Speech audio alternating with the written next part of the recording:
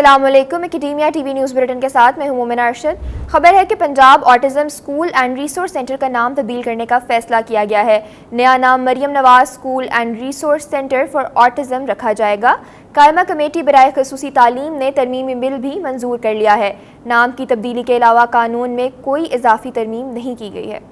इस हवाले से मजीद क्या अपडेट्स हैं जानते हैं इस रिपोर्ट में। जी बिल्कुल, Punjab autism school and resource centre का नाम तब्दील करने का फैसला किया गया है। मुतादिद मीडिया रिपोर्ट्स के मुताबिक पंजाब असम्बली की कायमा कमेटी बराए खसूसी तालीम ने Punjab autism school and resource centre तरमीमी बिल जो है मंजूर किया है, जिसके बाद अब इदारे का नया नाम Maryam Nawaz school and resource centre for autism जो है होगा। और बिल के मतन के मुताबिक नाम की तब्दीली के सिवा कानून में कोई इजाफी तरमीम जो है उसको शामिल नहीं किया गया है। तरमीमी बिल अब हतमी मंजूरी के लिए दोबारा पंजाब असम्बली में जो है उसको पेश किया जाएगा। और इस हवाले से अगर बात की जाए तो इस मंसूबे की बुनियाद 4 अक्टूबर 2024 को जो है रखी गई थी।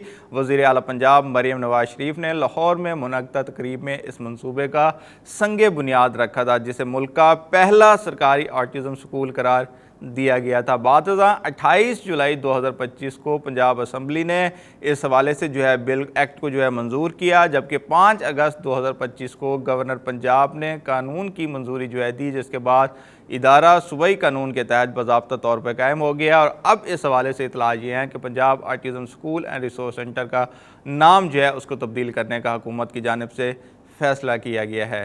बहुत शुक्रिया मुदस्सिर अपडेट करने का। मज़ीद खबरों और अपडेट्स के लिए देखते रहिए अकेडेमिया टीवी।